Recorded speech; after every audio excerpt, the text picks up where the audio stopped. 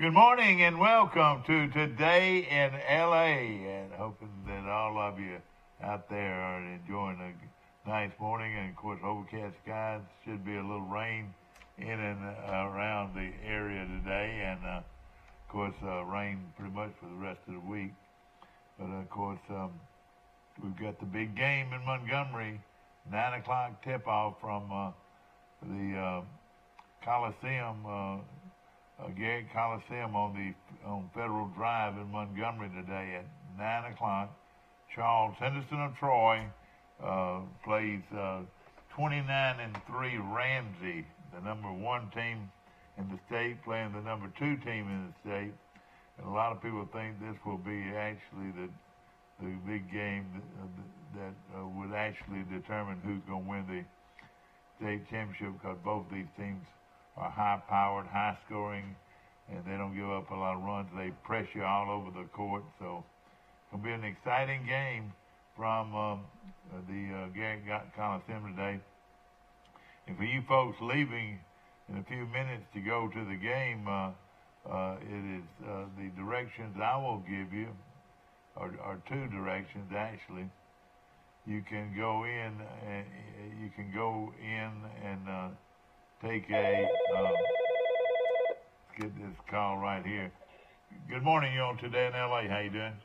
Hi, morning. And we're giving directions to the Coliseum in Montgomery.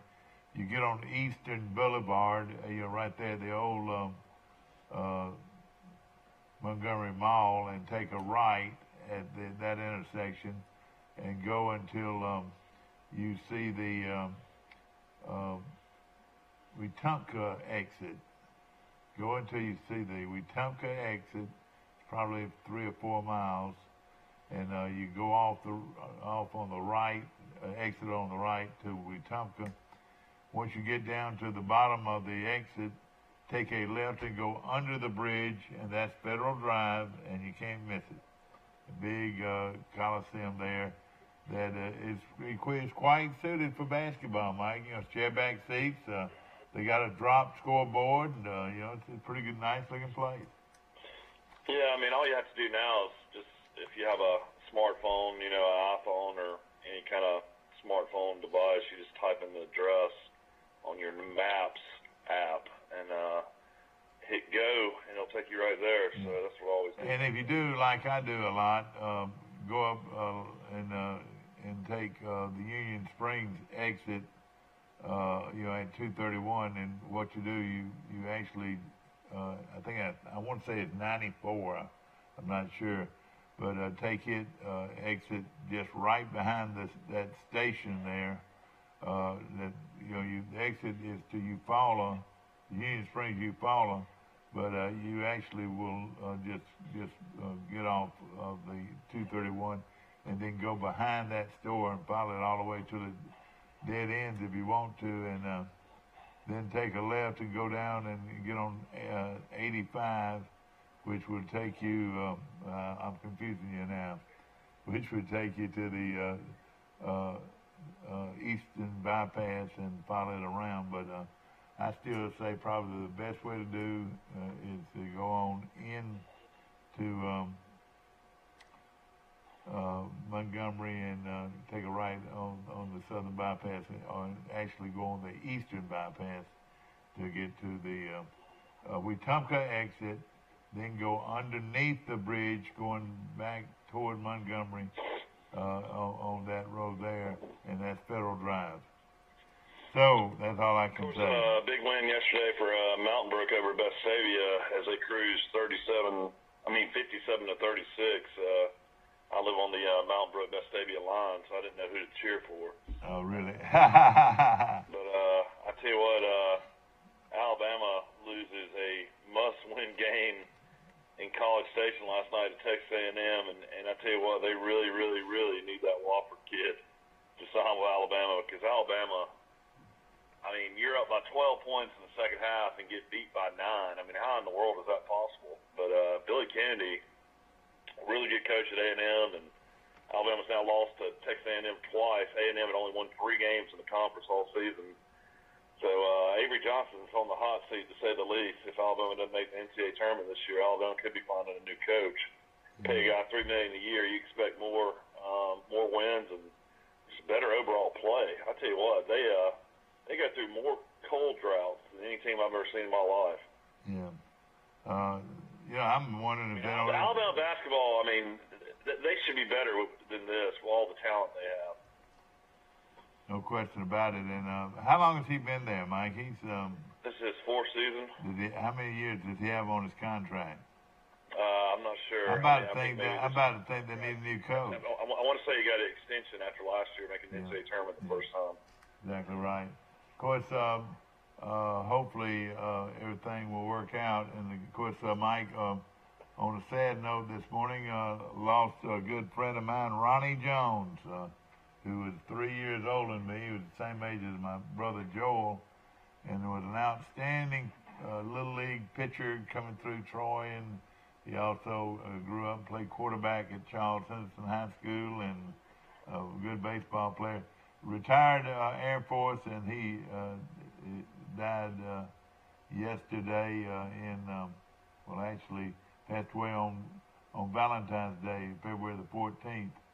And our prayers and our thoughts go out to his family, and very well known in our community, especially in the early 60s, and of course his dad coached baseball here in town, and one of my brother Joel's best friends growing up in Troy. Of course, a lot of other things going on, as we mentioned, the girls of Charles Henderson will be going up against the team from Birmingham. Mike, tell us about them.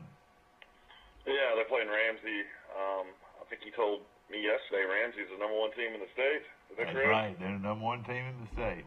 Yeah, so they're 27-6, I believe, and basically have dominated everybody they played, kind of similar to Charles Henderson, and will be interesting to watch today. I wish that game would be on television. I try to watch some of it, but situation where I guess it really comes down to if they have a person that can physically play with Davenport. I don't know if they've got a 6'3" or 6'4" person like Davenport, but they would need something like that to beat Charles Henderson, I would think. Yeah. I was over there. A lot of pressure on Charles Henderson today, though. I mean, it's one of those situations. If they don't make the Final Four, it would be shocking. So all the pressure's on Charles Henderson, and I would expect Ramsey to come out and play their best. But if it comes down to all this season, what's happened off the court for the Davenport situation, and they don't make the Final Four, it will be a shocking event, to say the least. Well, tell us a little bit about the situation that Charles Henderson could be in. Well, nobody knows. I mean, I don't know. I mean, if somebody could call in and know, if anybody from Charles Henderson High School knows the situation, I don't know. Of course. If they go to the Final Four and then she's ruled ineligible, they have to forfeit these games they won? Yeah. I have no idea. I don't know if she's not able to play, but they could still compete for the championship. I don't know how it all works. Yeah. Of course, the Trojans. A lot of people say that the Alabama High School Athletic Association will win the case. They always do. Yeah. So, let me just read into this article here, if we can here. After sticking to the approach of taking each game one at a time, the Charles Henderson High School Trojans find themselves 3 wins away from they covet the most, a second straight state 5A championship. The Trojans can shave that number to 2 today when they take on Ramsey of Birmingham in a Class 5A Southeastern Region Championship in Montgomery at the Garrett Coliseum. We are excited and we are ready, said head coach Denise Jones. We're taking it one day at a time and one game at a time, but they are very excited. One game at a time is a popular phrase for coaches at any level, but Coach Jones and the Charles Henderson High Trojans, it's a phrase that carries a little more weight with all the possible distractions swarming around the possibility or the possible ineligibility of senior star center Mari Davenport. The Trojans, although they have lost 2 games this season outside of forfeits, don't look past an opponent, believing that any opponent has the opportunity and ability to send you home.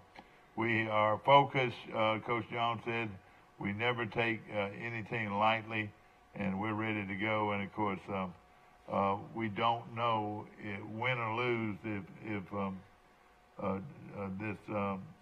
what this all turns out to be is that Mari Davenport, the 6'4" center for Charles Henderson's 5A girls basketball team, participated in a AAU type event in Mexico this past summer. It was an event, a basketball. Yeah, she played for Team USA. She played for Team USA, representing her country, Team USA. And after she returned home from that event, which the United States won, and she was one of the star players on the team, she received a check from that United States Basketball Association. Yeah, we know all this. Everybody in the state of Alabama knows this story. I know it, but I'm saying we're trying to figure out if she's going to. Hey, excuse me. If she gets suspended or not. Excuse me, man. A lot of people don't know. We on Facebook across the country. Everybody in Pike County knows this story. It's been going on for 2 months. We're not talking to just the people of Pike County. We're talking to people that probably don't know is that she accepted a check from the U.S. AAU team. Parents accepted a check. Our parents accepted a check. I don't know if they cashed the check or whatever. I know they gave it back. They cashed the check. They did cash the check? Yes. All right, well, so they spent the money, is that right? They cashed the check but gave the money back. All right, and they gave the money back. Well, the Alabama High School Athletics Association says that because she accepted money, she is ineligible to play, but court orders have allowed her to play up until now. A lot of people don't know exactly what's going to happen. If they win, of course, Charles Henderson will represent this region in the state high school championships in Birmingham next week. There are four regions, and they'll represent the Southeast region if they win. And now, if they win, will she be eligible to play in the championship championships in Birmingham next week? My question is, will Charles Henderson as a team be eligible to play? Or will yes. The team. I'm thinking the team will be fine. I'm thinking that the team will be fine. So they would never would have let her play in these games if the team would have been in a situation they would have had to forfeit. Yeah, that's right. Anybody out there that knows these answers, please call in the show. I'm very interested in this. I've been interested in this about 3 weeks. Yeah. And of course, a lot of people are getting ready, and a lot of people are en route to Montgomery right now for the region championship. Schools are out today, I would think. I don't know. That's ridiculous. You ought to have your school be off today to go cheer on your team in Montgomery. They might be. I don't know. Somebody call Steve. Call the Charles Henderson High School and see if they're open today. I don't know. What the deal is on that, but or at least students that would like to go to the game should be able to go to the game. Of course, also we want to mention a few other things. Charles Henderson's ladies softball team lost 6-0 to Dothan yesterday. Also, some other things. The Pike County Lady Bulldogs lost their season opener to Elba 6-5. We've got a lot of softball, a lot of baseball, and of course this weekend we've got a big event coming to Troy. Troy University goes up against South Alabama in a big basketball game, doubleheader this time night. The girls women play at 2 o'clock Saturday, and the men play at 4:15, or 30 minutes after the girls complete. And also this weekend is John Archer weekend. As each year, the players that played for the great John Archer in basketball come back for their annual reunion. Plus, if you played basketball at Troy University, even all the way back to Surface Steeney, up until now, you're welcome back too as the guest of the university. They'll provide tickets for you if you played basketball for Troy University over over its history. Very, I would say, a pretty good basketball history, wouldn't you say? Yeah, it's had some really good teams. Of course, never won a national championship in basketball. Came very close under Maestri twice, made it to the Final Four. Of course, made it to the championship game one time in Division II, and lost to, I think, Cal State Bakersfield. But that right there, Mike, was Troy University was one game away from winning a national championship in football, baseball, and basketball. Yeah, that's right. Isn't that something? Of course, kind of impossible to win in Division I basketball. I mean, I don't think you'll ever see Troy. I mean, it's hard enough. They've only been in the NCAA tournament twice. Of course, when Troy made the transition, it was ridiculous how they had to wait 6 years. And Troy had some really good teams in those 6 years before they could even go to the NCAA tournament. That was a really, really tough rule on Maestri and Felix. I've heard Coach Maestri talk about that before, how unfair that was for so many years. Of course, Troy back then was playing in, I think, the East Coast Conference, where they were playing teams in Chicago and New York, Colorado, and I mean, just like teams all over They were playing Pace University in New York. Yeah, I mean, it was Chicago. Like, I don't know how Troy's athletic department afforded that conference. But it turned out that the players that played for them were able to see the country and enjoy. Yeah, there's no doubt. I mean, they played Loyola of Chicago that went to the Final Four last year. Troy used to play in the same league as them. Yeah, that's right. But I mean, some great basketball players. Of course, Troy has never had a player make it to the NBA either, which is it's hard to believe. Well, in fact, I was reading an article just recently about, there's been some players, Doug Carmichael, who played back in the mid-'60s. He was the first Troy player to ever play professionally, and he played in Europe and was very good in Europe and stayed over there for 2 or 3 years and played over there. But Wesley Person is playing now over there, Mike, and playing very well. And somebody told me he's got a large 6-figure contract. Yeah, he's playing in Italy, and he's making really good money. He's actually leading his team in scoring, averaging 19 a game. So he's doing really well over there. I tell you what, I didn't realize how much Troy was going to miss him this year. Wow. It's been a totally different team without him. No question about it. Piggly Wiggly. He was in Major League Baseball yesterday. One of the all-time great Dodgers passed away. Don Newcomb dies at 92 years old. Played for the Brooklyn Dodgers. Don Newcomb was a great pitcher on some of those great New York or Brooklyn Dodger teams that had Pee Wee Reese at shortstop and Sandy Emeralds in left field and Duke Snyder in center field. Campanella, Jackie Robinson. And Gil Hodges at first base. Campanella catching. Just some great teams. And like you said, you got to throw in Jackie Robinson. And Brooklyn, at one time, you had the Brooklyn Dodgers, the New York Giants, and the New York Yankees in the same town. And don't you know there were rivals, unreal rivalries? I talked to my very good friend, Nick Severa, who's my attorney and good friend and great sports fan and supporter of Troy University. I joke with him all the time about that he was in the stands when Bobby Thompson hit the home run heard around the world off Ralph Branca. I think that's who it was, off Ralph Branca. He could correct me if I'm right. But he said no, his uncle was supposed to take him to the game, but made him go to school instead. And we got it home in time to listen to it on the radio. Pretty amazing.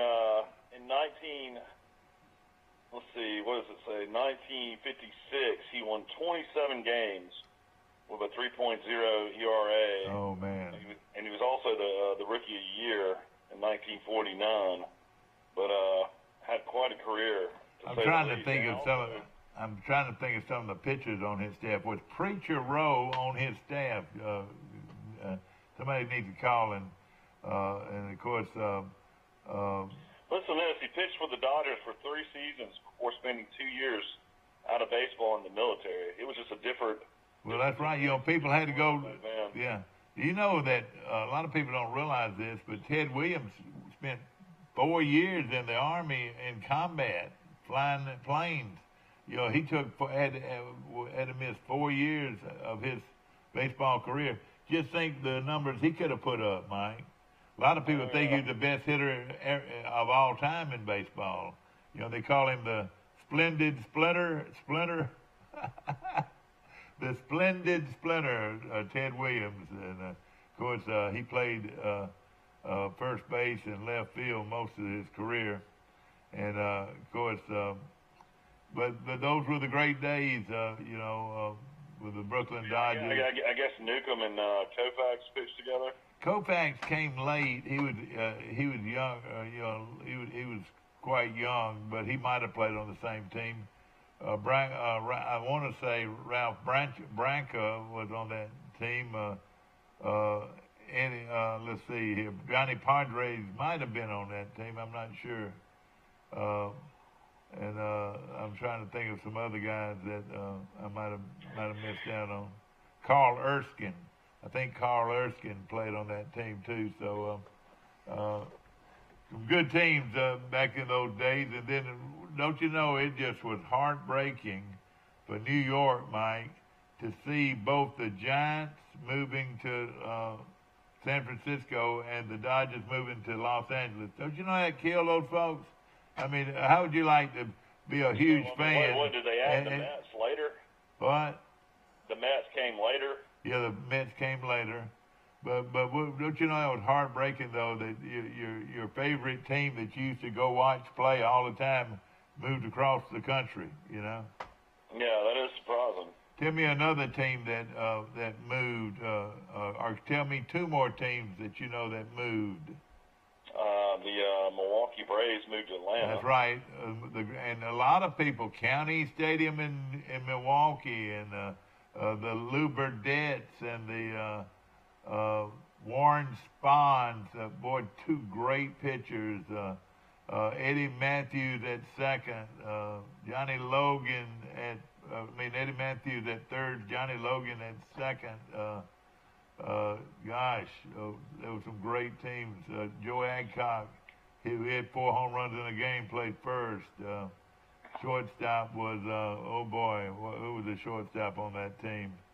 The catcher was, Dale Crandall was the catcher.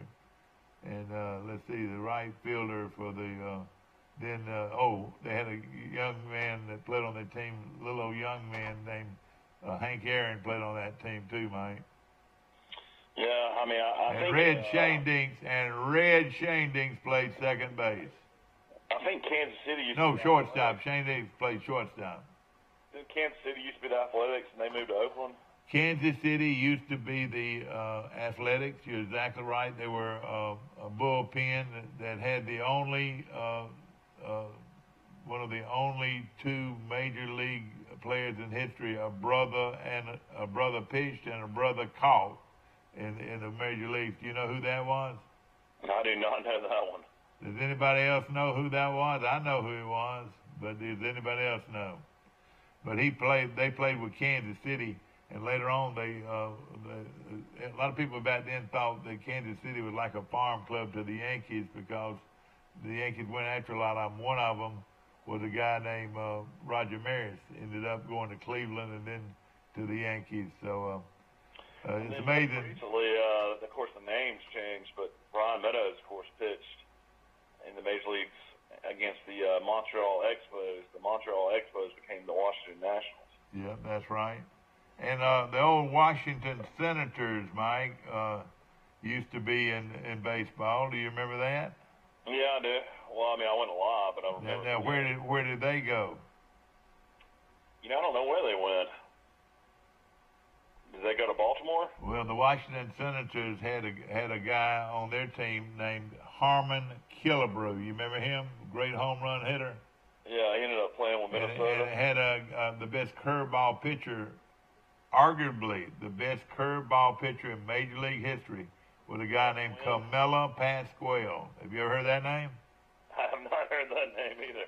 Oh yeah, and of course they had a good team. They that year, and but they moved to Minnesota. The Senators moved to Minnesota, Mike, and became the Minnesota Twins.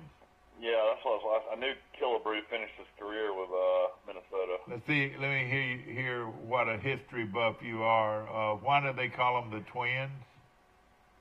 Because of the Twin Cities, St. Paul and Minneapolis. You're brilliant, son. And Colin, I bet, now I'm going to bet this now. I bet you it's under 10 degrees in St. Paul, Minnesota today. Or Minneapolis. What is it? I'll have to look and see. Oh, yeah, I want you to find out. Ladies and gentlemen, they've got large, sweet, ripe cantaloupes at Piggly Wiggly, and they slice them where you can, then package them, and you don't have to cut them up. They're already sliced and ready to eat. Delicious cantaloupe. Take that cantaloupe and fill it full of pepper. Put black pepper on it. That makes it a delicious fruit to eat for breakfast or dinner or whenever. A lot of people say, you like pepper on your cantaloupe? Yes, and I bet there's a lot of other folks out there that do too. Of course, it's 20 degrees. 20 degrees. Man, I was 10 degrees off, so it's only 20 degrees. The high today is 27. The low will be 15. Oh, the low will be 15 tonight. Yesterday on our show. On Sunday, the high will be 22, and the low will be 2. Oh, gosh. 2 degrees on Sunday. And then next Tuesday, the high will be 16, and the low will be -1. Oh, man. -degrees. That is a cold area of the country. And, you go to the beach, and, they call them snowbirds, but, they come from Ontario, but then they come from Minnesota, too, and Wisconsin. A lot of folks trying to get out of the way of the cold this morning. Yeah, when you go to the beach, right now you see Ontario, Quebec, you see Minnesota, Michigan. Yeah, especially down this way, all of it heading down Highway 65 right through Birmingham, heading south. Snowbirds this year are running into a lot of issues. They find a place to stay due to the hurricane. There's so many workers down there. That's right. Working on different jobs, so a lot of the condos and houses are booked up by the workers. Exactly right. Of course, Mike. I saw pictures the other day down there. I mean, people don't realize how bad it is still for folks. And there's several people still living in tents down there. I want to mention Piggly Wiggly had ground beef, $1.99 a pound, and that's the family package. Fresh pork spare ribs, $1.67 a pound. Spring Mountain small whole fryers, and that's kind of when you want to buy some stew or make some stew, here's a great opportunity to get this 99-cent fryers. How many women out there or how many guys out there know how to cut a chicken? How to cut up a chicken? Steve, do you know how to cut up a chicken? Yep. All right, now, you don't know how to cut up the neck and the back and the gizzard and all that, though, do you? Yeah. Oh, he claims he does now. But now, I wouldn't doubt if he didn't because he does do a lot of cooking. But my mama, let me just say this. On a Sunday, I'm going to make you want to cry, Mike. On a Sunday, my mama would have fried chicken. And she'd have mashed potatoes or rice with brown gravy and would have vegetables, usually fresh peas and fresh corn and fried cornbread and wonderful dinner every Sunday. And we would have one chicken. Nowadays, a lot of people eat the whole chicken or half a chicken at least. but we would have one chicken, and it would all be cut up. There were 2 breasts. There were 2 wings. There were 2 drumsticks. There were 2 thighs, and then the rest was the back. Of course, you had only one back, and the gizzard and the livers. That's what you had on a chicken. The neck, the backs, and the gizzards and the livers to go with the other breasts, the thighs, and the wings. And my mother. I can honestly say I've never had a gizzard or a liver. You ought to be ashamed of yourself, son. Hey, let me tell you this. All of those pieces were cut up. Now, I tell you something my mama did that I love was she'd cut up the wishbone, or what I call, Mike, the pulley bone. Pulley bone. See, I love the pulley bone. You know, that's what you get when you go to Martin's restaurant here in Montgomery, and you get pulley bone. Yeah, at Red Schoolhouse. I had it Sunday, Mike. I ate there Sunday. Oh, I don't want to hear that. I love that place. Oh, it was wonderful. But it's amazing now. My daddy was so sweet. I mean, he knew us boys wanted that breast. But listen, and I can still reach for that last piece of chicken. And my brother would come down with that fork and just jab me. I've got scars all over my hands where I reached for that last piece of chicken and got speared by my brother's fork. Being a little facetious out there, but how many people remember that? Hey, that one fryer, the whole fryer, fed my whole family, and we were very, very just couldn't wait to get to the table. Yeah, my mother was a great cook. Cooked fried chicken. She picked up fried chicken though from Crows or Kentucky Fried Chicken. Well, I know it, and in fact, anybody that fries chicken today, gosh, I just can't see any woman having to do fried chicken when you can buy it. You know, like that old saying used to say, if you can buy chicken like this, why cook? You remember when I used to sing that song? They had that about fried chicken. What song? But of course, they've got the fresh leg quarters. Now, see, my mother now, when she got to that leg quarter, she cut that thigh and that leg off right then. You know what I mean? See, I mean, y'all had like really small chickens back then too. Now they all have steroids. That's right. And stuff in them where all these chickens are huge. Hey, Mike, let me tell you this: a lot of our chickens were homegrown. Y'all had them out in the backyard. Hey, I've seen my daddy wring a million chickens' neck. I mean, as long as y'all fed them, they'd stay around the house. Oh yeah, and I'm not saying we did it a lot, but I mean that's the way my father, my dad, and they were raised. I mean, to wring a chicken's neck, you know, go wring a chicken's neck and let that. So you've actually cleaned a chicken. One of the worst smells in the world. One of the worst smells in the world is for a chicken to be put in a hot pan of water, and those chicken feathers just terrible smell. And then see, you put it in that hot pail of water, and then you come back and you pick the feathers off. Now, some people sort of did it the lazy way. At least that's the way I used to cook birds. You know, quail. You see me cook quail, and you see me cook dove. Where I just reach in there and grab the breast and just go ahead and take everything off and just have it slick, and then flour it and fry it and enjoy some good birds that way. But the smell of hot chicken feathers, it was very prevalent with me growing up. And hey, don't be laughing out there. A lot of you folks, your dads wring the chicken's neck. I've done it a few times, but I never have particularly liked it. Yeah, I'll tell you one time, and it's the truth. And Doc Anderson's got I'm not going to mention that, but I've seen some people get carried away at pep rallies. You know. Of course, when we would play Jacksonville State, you know what I mean?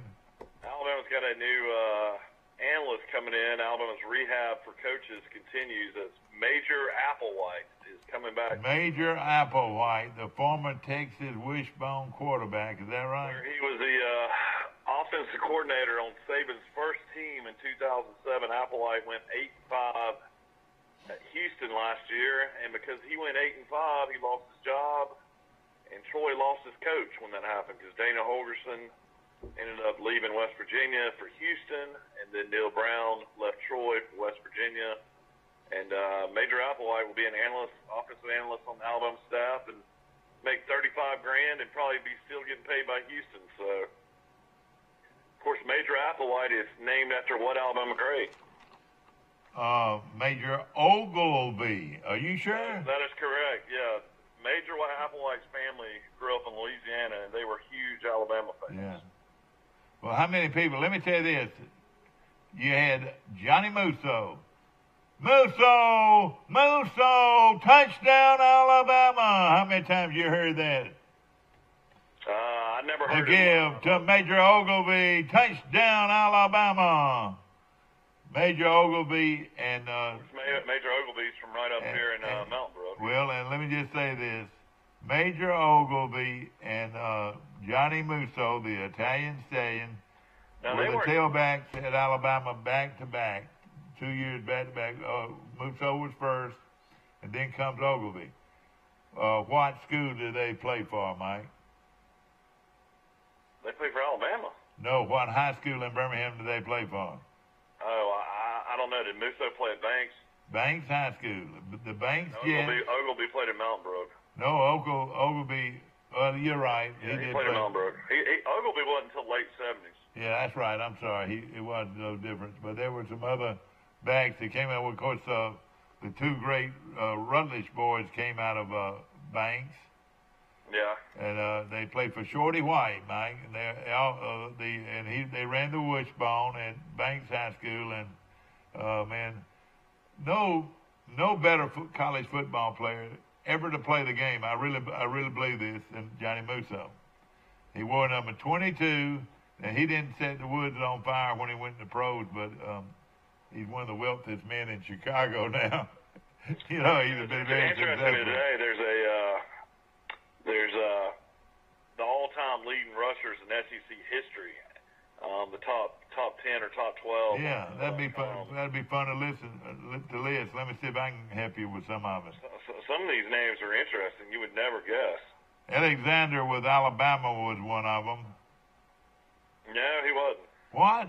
He wasn't one of the all-time leading rushers in the SEC? There's 14 teams in the SEC. Oh, boy, this is hard. William Andrews. I'll start it off. Number 14 was Travis Henry, great running back from Tennessee. Gosh, 3,078 yards. How many years ago did he play? He played on the 1998 National Championship team. 1997 to 2000. All right. Okay, go ahead. Played 7 years in the NFL. Huh. Then number 13 had a really good name, and then he played for the Saints. His name is Deuce McAllister. Yep, he was good, wasn't he? He had 3,181. And then Alabama, number 12, who would you think from Alabama? Only played 3 seasons. Bobby Humphrey. Only played 3 seasons. That would be Derrick Henry. All right, Derrick Henry, okay. 3,591 yards. This guy played at Texas A&M. I've never heard of him. His name is Curtis Dickey. Yeah, I remember him, yeah. Played 6 seasons in the NFL. This guy played at Kentucky this past season. Was a great player. 3,873 yards. Yeah. Benny Snell. Did he go pro or yeah, he's going to the draft this year. Okay. Then this kid, I remember him at Mississippi State, but had no clue he put up these kind of numbers. Anthony Dixon rushed for almost 4,000 yards at Mississippi State. Oh, man, that was something. And this guy was a great player for Steve Spurrier. I remember him very well. Eric Rett rushed for 4,163 yards, played in the NFL for several years. Yeah. This guy played at Vanderbilt a couple of years ago. Ralph Webb rushed for 4,178 yards. That's pretty good, impressive. It's interesting. And then Troy played against this guy when they played on national TV. Lee Corso, Herb Street, and Fowler did the game. and a Missouri and Troy, wasn't it? a guy named Brad Smith. But he was a quarterback.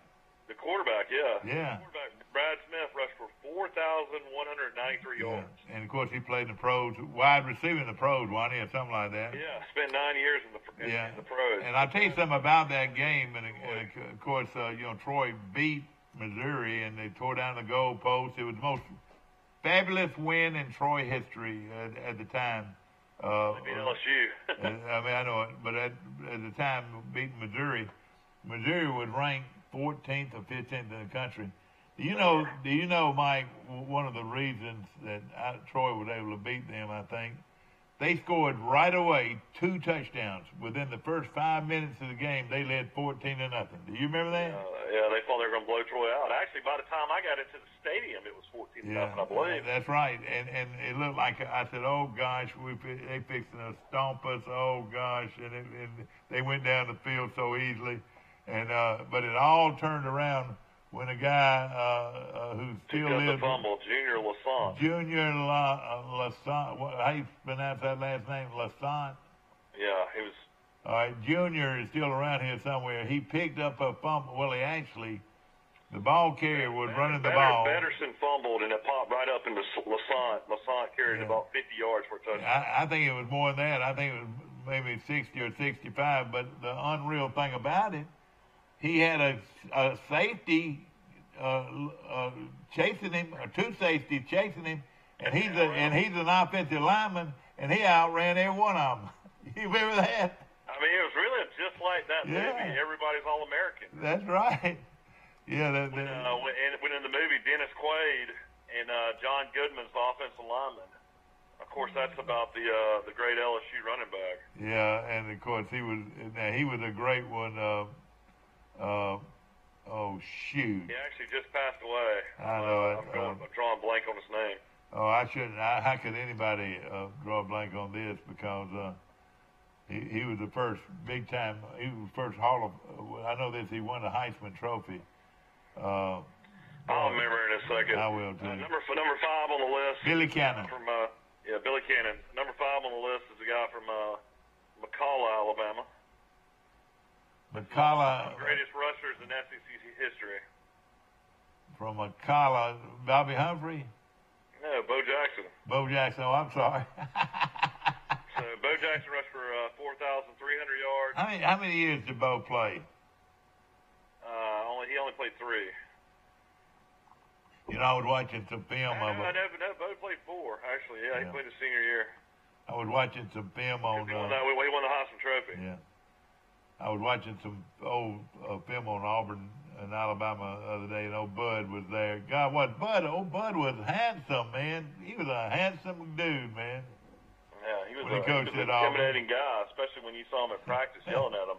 I know it. He was. I mean, Bud was a larger-than-life guy. I mean, he was 6'5", easily 6'5". I mean, I remember sometimes I'd go to the track and I'd see him walking, and you were just like, this guy is a giant.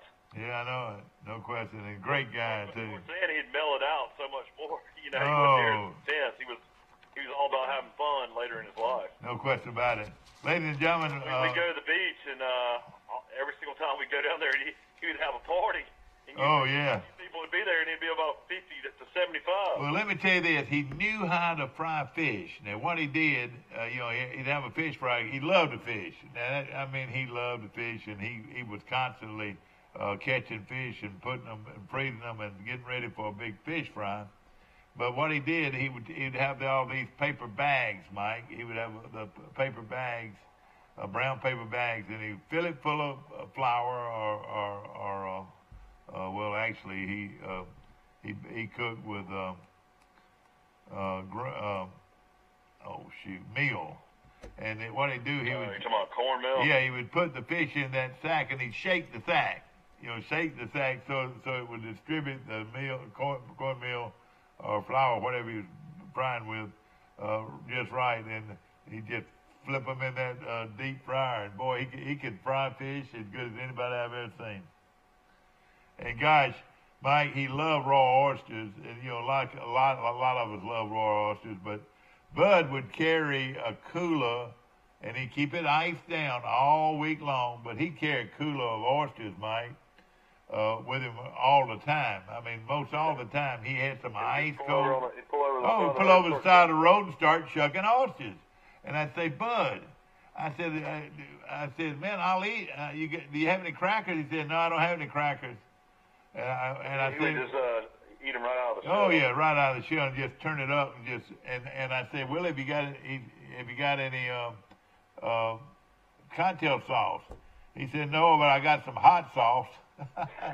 And what he'd do, he would fill. I gotta have lemon. And I've got to have the. I gotta have cocktail sauce. I gotta have horseradish. And I put so much I've on got to have horseradish, exactly, and I want to clear those. But Bud didn't. He had Harold Thompson, and ladies and gentlemen, Harold, bless your heart. I hope you're watching our show today.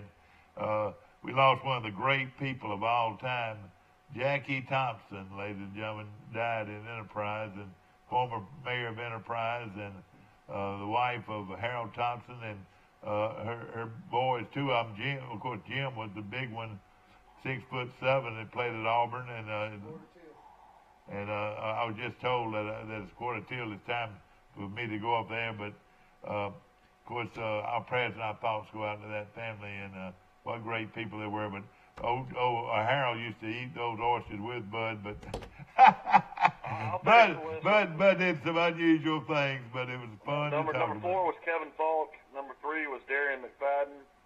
Number 2, Coach Sadler, I think, coached him. George Rogers was number 2, rusher all-time SEC history. And then number 1 was he only had one name. Yeah.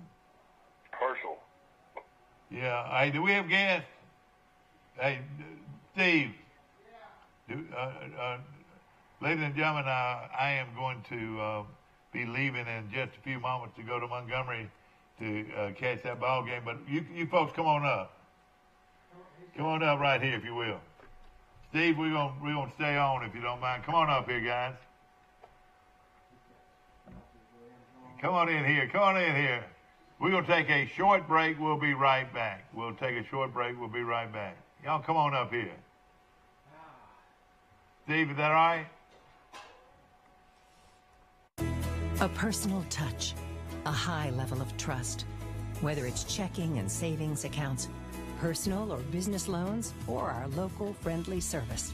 That's what Troy Bank and Trust customers expect. But now we offer more. Free identity theft protection for our new and existing customers, protecting your family's time, money, and good name from identity theft. Because protecting your identity is now a big part of our identity.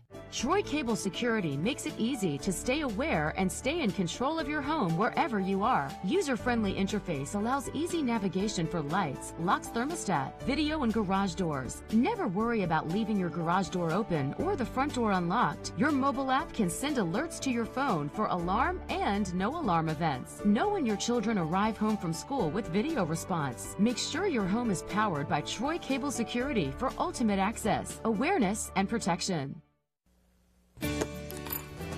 Have you seen an increase in your insurance premiums or significant change in your insurance coverage? Let Sandbeck Insurance offer you a better plan to suit your business or personal needs. Sandbeck Insurance offers many lines of insurance, whether it's home, farm, or auto insurance, work comp, business, or health and life policies. Sandbeck is here for you. Call or visit our Troy, Enterprise, or Andalusia office today. Sandbeck Insurance, where we take pride in taking care of your insurance needs. Trojan Auto Parts of Troy, home of Napa Know-How. Stop by and see owners Mike and Melissa Kilcrease and their Napa Know-How team with over 100 years of combined experience. We're the only locally owned parts store in Pike County, and we're fully stocked and ready to serve you. We pride ourselves on being your go-to parts store, not only for the simple items, but we specialize in those hard-to-find items as well. Trojan Auto Parts, the right part at the right price at the right time. Napa, a name you've trusted here in Troy since 1945. Napa Know-How. It sure is. That's what I Back read. to our show, ladies and gentlemen, and two of my friends have just dropped by here for the next few minutes, and then we're going to be leaving to head up to Montgomery. They're the Armsbys, is that right? The That's right. Armsbys from Ogden, Utah? Actually, Eden, which is about 15 miles from Ogden. Eden, all right. And of course, on Facebook today, good morning to all you folks from Eden watching the show today. Y'all represent the Church of Jesus Christ in Latter-day Saints. Yes. Right here in Troy. Mm-hmm. And did y'all just get here, or have y'all been here for a while? About almost 3 weeks. 3 weeks, and of course you're here for a family history workshop, which will last 22 months. Is that right? Well, that'll be occasionally during that period of time. That's one of our assignments, is to have workshops for family history, to teach people about how to search for their ancestors. Oh, yeah, that'd be fun. Uh-huh. And you could, and you don't have to be a Mormon. Absolutely not. At all. Absolutely not. This is an invitation to everybody in the community who might want to come out to it. Okay, and of course, this is your wife. Mm-hmm. Yes. Of how many years? Let's see, 47. She's Sister Armsby. That's what they go for. But your name's Betty, and your name's Jim. Y'all got regular names. That's right. And of course, this church on the Elba Enterprise Highway. A lot of my friends go to that church, and we've had a lot of the young ladies and young men that are missionaries. I just can't get over. Yeah, a few years ago we had a sister on, and the next thing we knew, we found out her dad was the athletic director at BYU. And the whole interview, she never mentioned that he was AD at. The guy goes to his mailbox one day, and he has tons of BYU sports. Have a $100 jacket, a beautiful shirt, blue and white, Mm-hmm. and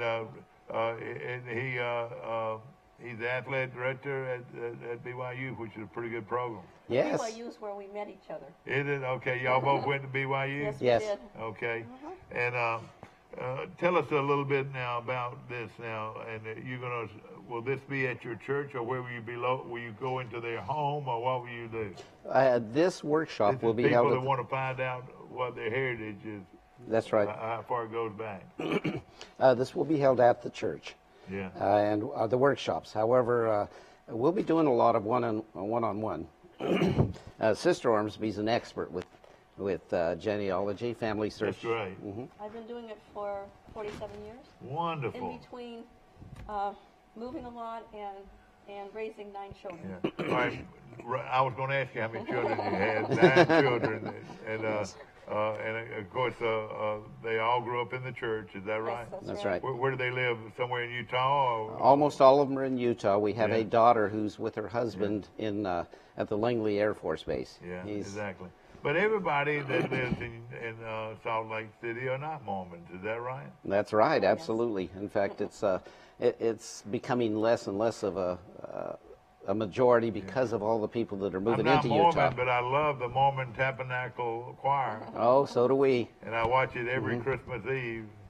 They've been a good spokesman for for the Mormon Church. Hasn't they? Right. They have a tremendous Christmas program every year. Of course, what is the family workshop, and what can you learn at the workshop? Yes, we teach people first just the basics, how to get onto FamilySearch.org, which is actually a church-sponsored website, but it is open to everybody. It's free. And it's the largest genealogy website that exists, so it's the best place to start. Yeah. I'm going to say this, and I hope it doesn't sound tacky or anything, but my folks got off the boat in South Carolina. My mother did a lot of genealogical work, but most of the people in this part of the country got off the boat on the Atlantic side. Is that right? That's right. And New York, Boston, Massachusetts, those were a lot of the areas where many immigrants came from. They came through. So, how many years can you technically go back? How many generations? Some people claim to have gone back all the way to Adam. Now, it's through... All the way to Adam. That's a long ways. Yeah, that's a long way. If you hit a line of royalty, for instance, in England, then it's possible that they have done, their own lineage. And then, of course, another stopping point was the flood now, wasn't it? I mean, the big flood was a stopping point, wasn't it? Once you get to the flood, though, it's all biblical. All right, now the flood was before Adam and Eve, is that right? That's correct. So we're all through through Noah. Well, where did Noah? I know where did Noah come in then? If you know, this was before Adam and Eve. I thought Adam and Eve were the first ones. That's true. But all the right. all the way from Adam and Eve to Noah is in the Bible. Right. All his genealogy is there. And one of them was.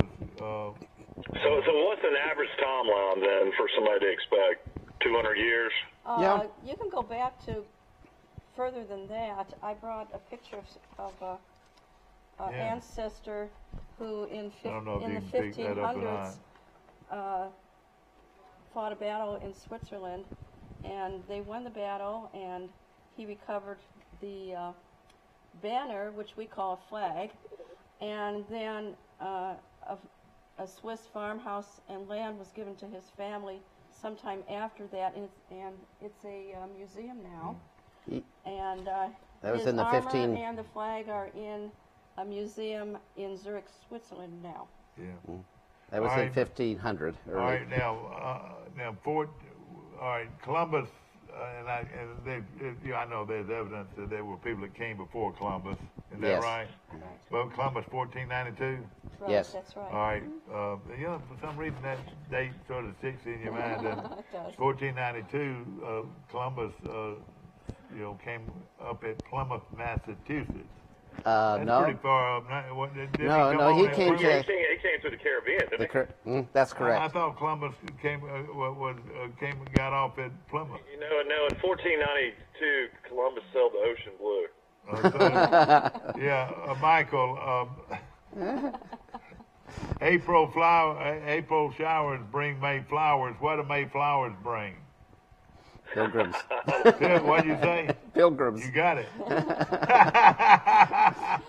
But where am I getting 1492 then? 1492 is Correct. Columbus. It's just you had the wrong place. Yeah. All right. Now, who founded? That was the first place that was founded in the North American continent. Well, I mean, the Vikings, Plymouth Rock, isn't it? the Vikings came in 1300s, is what they're saying now. That's true. But Plymouth is when the pilgrims came in mass, you might say, to colonize in Europe, and I mean in New England. Yeah. And but Columbus just came in to the Indies, or the West Indies, in other words, the Caribbean, and he went back and forth with at that time. Of course, part of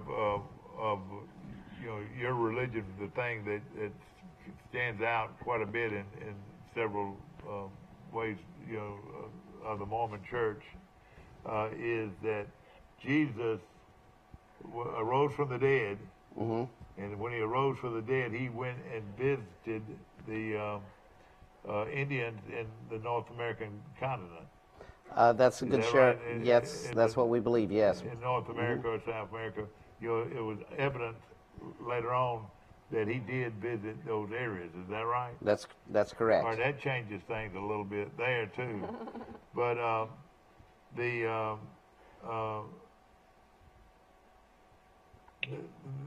that was just one of the things that I can remember.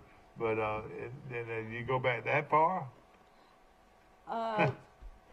She's done her entire family from scratch. Yeah. Because she's a convert. Yeah. So, but she goes back to the 1500s. Yeah. At this time, didn't everybody think the world was flat? Until Columbus came through there, they thought it was flat, didn't they? Yes, that's right. That's correct. All right. So again, there's another stopping point. Well, you can go back your first 200 years on your ancestors and find many, many things. Yeah. And on the FamilySearch.org, when you can put your ancestors' names in, and through the church has this, people all over the world do indexing of records, and then the church puts it on, and you can put your names of your families in, and most of the time you can find information on that through FamilySearch.org that they have put on there from the indexing of the records. Where does how far back does the Mormon religion go? The Mormon religion started in 1830. That's when the church was organized. Joseph Smith, his first vision with the Father and the Son was in 1820. Yeah. And so... so it's really not that old. No, it's a young church, a very young church. Christianity dates back how far? To Christ. Yeah. And actually his beliefs, of course, were taught before then. Before Christ, yeah. Mm-hmm. And now, is there any charge for this? No, it is all free. Isn't this something? This is all free. I would think anybody would be interested in this, you know. I would Mike, think so. do you want to find out how far you went back to the chicken coop? Yeah, I mean, I wouldn't mind to learn stuff like that. I've seen a lot of things lately where all the different ancestry sites and stuff like that has been real beneficial for law enforcement now. They can go back and solve a lot of old cases and stuff like that as well. It's been kind of interesting to see how all these different DNA and all that. You mean? Yeah, help solve crimes and stuff. Exactly. Well, let me just say something that some people might be stunned about. Everybody thinks that Adam just that when he ate the fruit that the Lord killed him or let him die. Adam lived for 900 years, didn't he? Yes, he did. Adam lived for 900 years, Mike. There was a difference. There was a person that the spiritual man. They just didn't let him back in the garden again? That's right. There was the spiritual man, and then there was the, what was the other man? The mortal man. Yeah, the man that could die. All right, but the Lord allowed him to live for 900 years. Now, have you ever heard that before, Mike? Everybody thought he just went away, but he didn't. No. Is that right? Yeah, I've not heard that. His ancestry. I'd take 100. I mean, it was his ancestry that His days were prolonged upon the earth so that he had time to repent. Yeah. Now, would that have been when the great flood came with Noah? Didn't it destroy everybody but the people on his Noah, his family. Or just his family? Yes. Is that right? That's correct. All right, so that's the stopping point there. So Noah would have had to been stopped at least by then, wouldn't he? Or what? I mean, not Noah, but Adam. Well, his generation, his family, his children, and so on were all destroyed. Yeah, am I way off? No. Are you surprised that I would know that? Oh, not at all. And I haven't done any research. It's just I read the Bible. Hey, Dad, how quick can you get to Garrett Coliseum? You got 57 minutes. I know it. I'm fixing to go in a few minutes.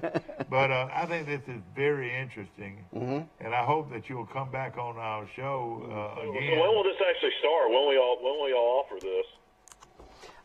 This is next Thursday at 3 o'clock, 3 to 7. 3 to 7 next Thursday. That's right. If you'll, I tell you what, you're welcome to come back that Thursday morning if you want to. Mm-hmm. We'll How much information do you have to give for y'all to, kind of get started? Very little, actually. It's just your name, birthday, and so on, and you can sign on to FamilySearch.org. And I have a family group sheet and an ancestral chart for you. You can put some names on. Oh yeah. And dates, and you can just go from there. Yeah, that is wonderful. And you said this lasts how long? It lasts for 4 hours. 4 hours. It starts at 3 next Thursday. Starts at 3 o'clock next Thursday. On the 28th of February. On the 28th of February. Have y'all ever been to Troy, Alabama before until y'all moved down 3 weeks ago? I have. I was here at Fort Rucker for about 16 months before and after the Vietnam. Let me look at that when I was in Vietnam. All right, now are you? Thank you for your service. Now this is a wonderful coat of arms. I would have, in my day, I would have put it on the blazer, had it sewn on the blazer. But will you be able to? How significant is the coat of arms? It's pretty big back then, wasn't it? It was to them, very much. And there's a long story to that coat of arms, which we won't tell right now. Okay, but what I'm saying, everybody has a coat of arms, don't they? In the. I mean, like on down back years and years ago, there was. I had a coat of arms, didn't I?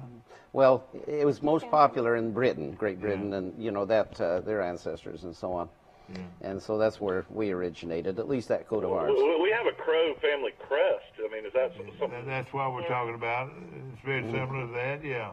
And but now, and I hate I'm probably not asking the right questions right now, but if you'll come on our show that day, here is one of them. That what are some of the family history, genealogical?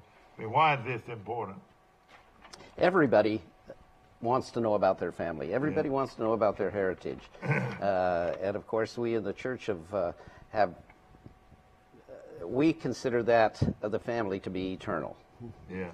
And so we consider that, and a lot of people do believe that the family is eternal. Yeah. And because of that, we think it's important to know our family. Yeah, exactly. And to learn more about them and such. And people get the wrong idea about the Mormon Church. I mean, it's not that different. I mean, I've had a lot of your missionaries come on my church, my show, and I've allowed them to come to my house. I mean, they love the Lord. Yes, and you very believe much. that the Lord was that died on the cross to save us from our sins. Is that right? That's right. And then of course the resurrection. You think the same way of all the other religions. Is that right? That's true. That's and true. that he did come back and appeared before his disciples and for some other people, and then what you believe that he then descended, and why not? If there were people there, why not? Did he go and to the American continent? To the American continent. And to other and people. talked about his word. And there's evidence galore that he did that. Is that right? That's true. So what I'm saying, this is very interesting. Now, DNA doesn't come into the picture, does it? That's more a point of interest than anything else. It is. And of course, you'll be searching, and you got a lot of this information that you can share. Yes. Yes. All right, my mother was a Dubose, and my daddy was an Amos, a Rebel. His name was Rebel Amos. My name's Michael Rebel Amos. Is it? Okay. My mother was a Dubose and a Head and a Chance, and that background over in Bullock County. She was raised. Oh. But she was very interested in it. This sounds like a lot of fun. How many people can you handle on this date, on February the 26th? We really don't have a limit because there is no time. They don't have to come in at 3 o'clock. They can come whenever they're free, and they can come in and out and so on. From 3 to what? 3 to 7. 3 to 7. And they can go ahead and get organized on when they want to come in. I would think this would be very, very interesting, and I would think the university, and this is part of history, and where we came from. Do you feel like you're as good as anybody at doing this?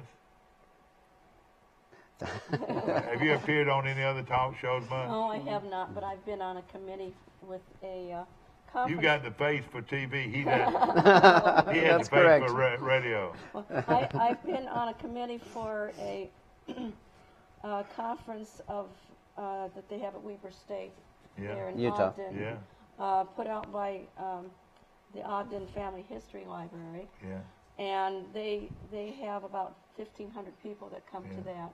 And so I have seen the workings of that, and of course I have done this for many, many years.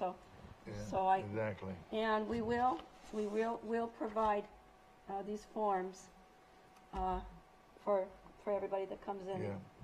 There's some good things about your history, and then there's some bad things about your history. That's true. That's absolutely. At least a lot of people think that. Will we get into that at all? Oh yes. I mean, all of us seem to have in our heritage the horse thief who was hung, something of that sort. That's common. All right. Now you look at the Chinese, and one thing about it, y'all don't believe in birth control. Is that right? We believe in planning our family, and so, exactly. but we do not believe. You plan 9 children. Is that right? We plan to have as many as the Lord gave us. Are you the mother of 9 children? Yes, we're the parents of 9 children.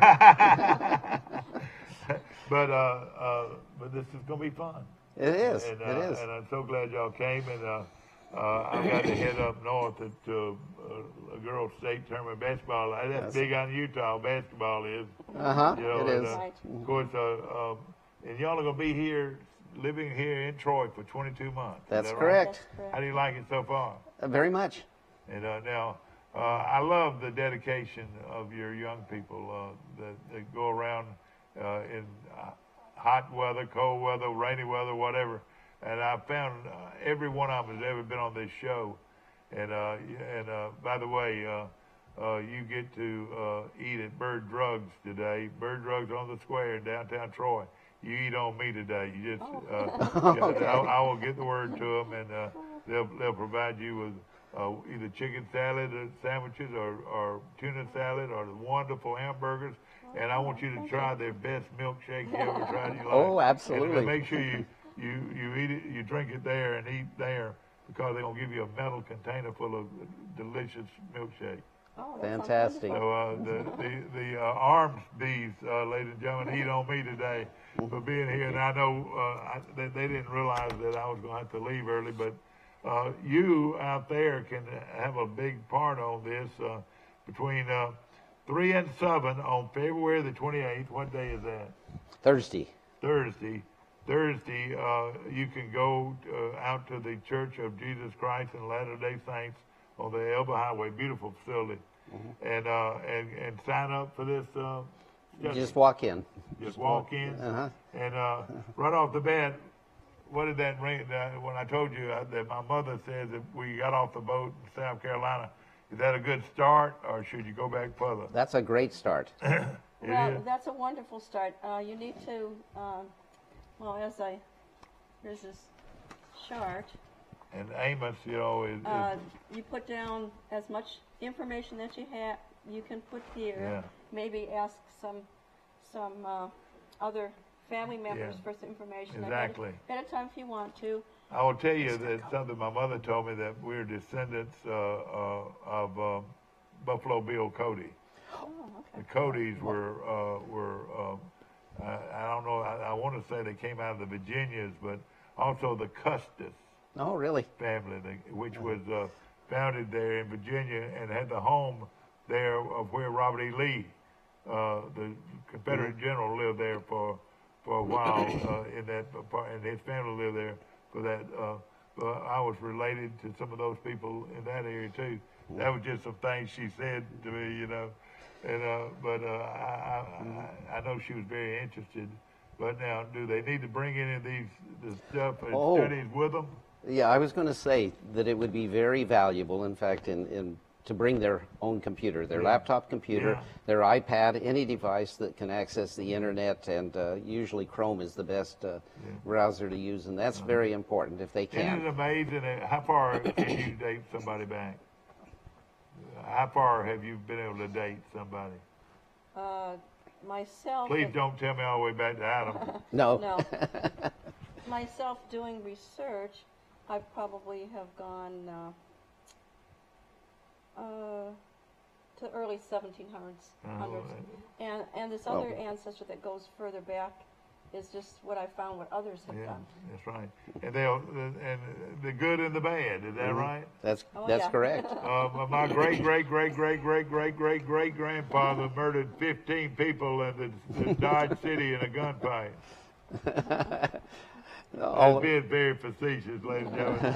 But you got these pictures of the people. That's my family. Is this how far you go back? Oh, no, that's just 4 generations. We go back to the. Everett Harlan Armsby, born from 1871 to 1970. Whoa! He lived to be 100 in. No, that's 1887. Everett Ormsby. From Everett Armsby, yeah. He was 99 when he died. 99 when he died. And by the way, he fought with Buffalo Bill. Oh, did he? Okay. And I was looking. Most of these people lived to be a pretty old age, you know. Now, some of these had a lot of children. Is that right? And a lot of wives. We've only found one ancestor that had 2 wives. Yeah. Well, James Eugene Orsby, 1947. That's you. Is that right? That's me. You're a handsome dude, man. Wait a minute.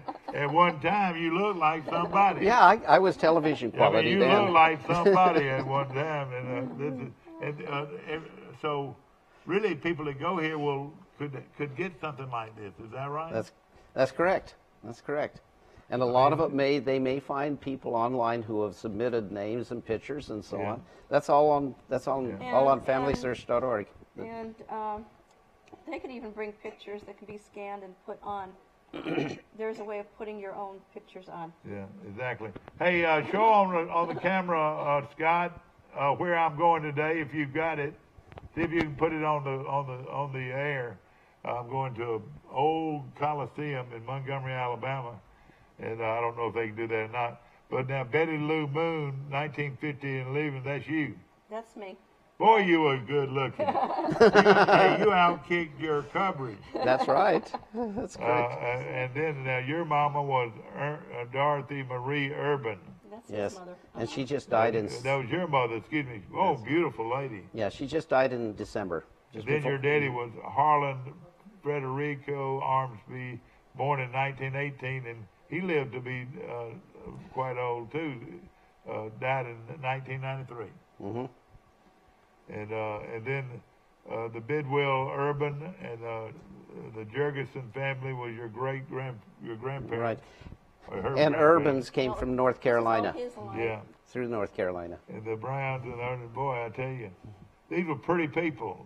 They really were. A nice looking group. And then you got a bunch of names down here and everything. This is we got to get our kids' pictures in there. This is free. This is something that I would think an individual would want to know this, and his children to know for legacy. Right. The word legacy come in all the time. Right. Absolutely. And you never can tell. You might date back to the President of the United States. Can't tell. or a brain surgeon or whatever. That's right. And you can say, well, one of us at least was smart. But it's been nice to have y'all on, and I know I've talked fast, but if you'll come on that morning, that Thursday morning, we'd be glad to. I'll give you the whole hour. We'll talk about this. Be interesting. Okay, thank you. And I probably talked too much today, so I'm going to let you talk more. But there's a lot to know and a lot to learn, and I think this is wonderful. Really do. And your church is very wants to know about the ancestry. Is that right? Yes, absolutely. And now, do you talk about the beginning of the church and all that too? Mm-hmm. There was a movie I watched a long time ago, well, not too long ago, about some of the early settlers, and boy, it wasn't pretty. I don't know if you know anything about it. It was war. That's battle, right. Killing That's people, right. That type of thing, But y'all seem to be a gentle, very nice brand of people. We hope we are. Kind, very kind. I'm just saying that you just don't know what your ancestors did. This is what you find out, isn't it? That's exactly right. Yeah. Ladies and gentlemen, I hope you enjoyed our show today, and we got some more footage of different things going on in our community. But I did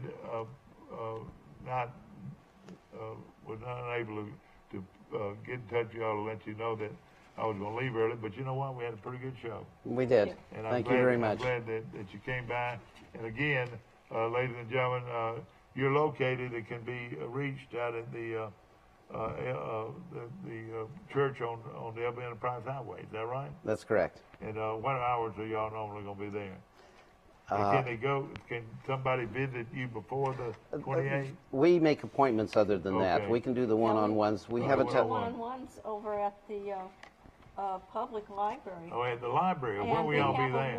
And they have a wonderful genealogical section there that's closed in. We'll be there. Glass windows. We'll be there when people want us to be there. Yeah, that'd be great. Now, what's your telephone number again? Mine is 801. It's very important. 801 791 791 5544.